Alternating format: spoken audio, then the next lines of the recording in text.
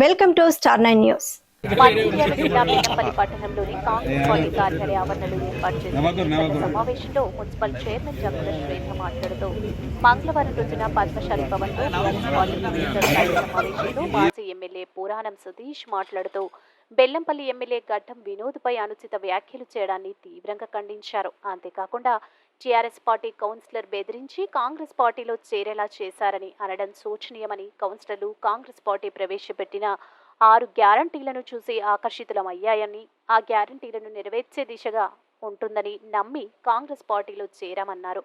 MLA గడ్డం వినోద్పై ఇంకొకసారి అనుచిత వ్యాఖ్యలు చేస్తే సహించేది లేదని కాంగ్రెస్ పార్టీ నాయకులు అన్నారు. ఈ కార్యక్రమంలో Suribabu, town president Mallaiah, PCC కార్యదర్శి శంకరన్న, జిల్లా నాయకుడు జయరాం, కౌన్సిలర్స్ నాయకులు బండిరాము, గొడుగు, రఘు, ప్రతాప్, రామగిరి శ్రీనివాస్, మేకల శ్రీనివాస్, మహిళా నాయకులు, సీనియర్ నాయకులు, కార్యకర్తలు తదితరులు పాల్గొన్నారు.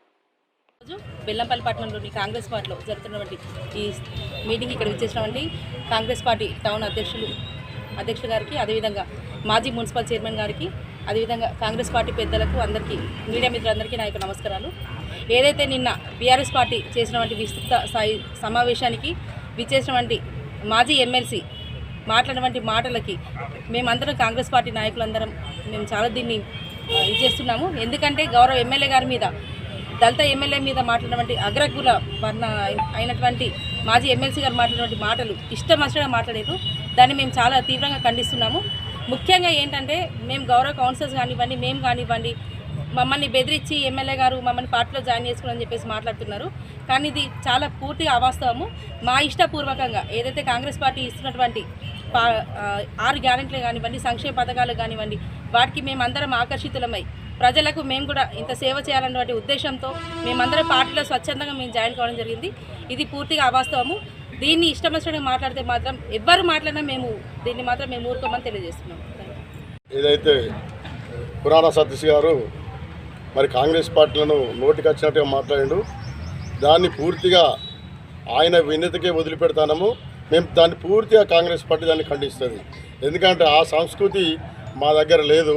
వాళ్ళ టీఆర్ఎస్ బీఆర్ఎస్ల దగ్గర, నాయకుల దగ్గర ఉండవచ్చు. కానీ వారు కూడా మేము ఏమనుకున్నాం, చాలా పెద్ద తెలివిమంతుడు ఎమ్మెల్సీ చేసిండు కాబట్టి అనుకున్నాము.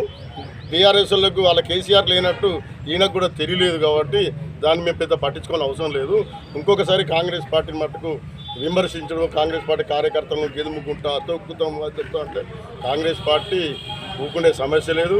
మీరు అరాచకం చేసినప్పుడే, మీ టీఆర్ఎస్ అరాచకం చేసినప్పుడే మేము కాంగ్రెస్ పార్టీ నిలదొక్కుని ఈరోజు అధికారం మిమ్మల్ని తొక్కుకుంటూనే అధికారంలోకి రావడం జరిగింది. అలాంటి ఇంకొకటిసారి మాట్లాడితే పిస మాట్లాడితే బాగుండదని చెప్పేసి నీకు హెచ్చరిస్తున్నాను. కాంగ్రెస్ పార్టీ అంటే ఏమనుకుంటున్నావు? 130 ఏళ్ళ చరిత్ర గల కాంగ్రెస్ పార్టీని ఖతం చేసి తొక్కిపడేసే నీకెక్కడున్నది? అయినా మా ఎమ్మెల్యే గారి కోసం మాట్లాడుతున్నారు. నెల రోజులు ఎన్నికల ప్రచారం లోపల ఇవన్నీ కూడా కారు కూతలు ఊసి, ఈ ఊకదంపుడు ఉపన్యాసాలు ఇచ్చి, ఈ గాలి మాటలు మీరు మాట్లాడినాయి కదా, ఆయన రాడు, ఇక్కడ ఉంటే గెలిస్తే ఇక్కడికి రాడు, అభివృద్ధి చేయడు అని చెప్పేసి మీ ఊకదంపుడు మాటలు కాదని చెప్పేసి వినోద్ గారి ద్వారానే, కాంగ్రెస్ పార్టీ ద్వారానే అభివృద్ధి సాధ్యమవుతుందని చెప్పేసే కదా మా ఎమ్మెల్యేకు భారీ మెజార్టీతోటి బెల్లంపల్లి నియోజకవర్గ ప్రజలు గెలిపించుకున్నది.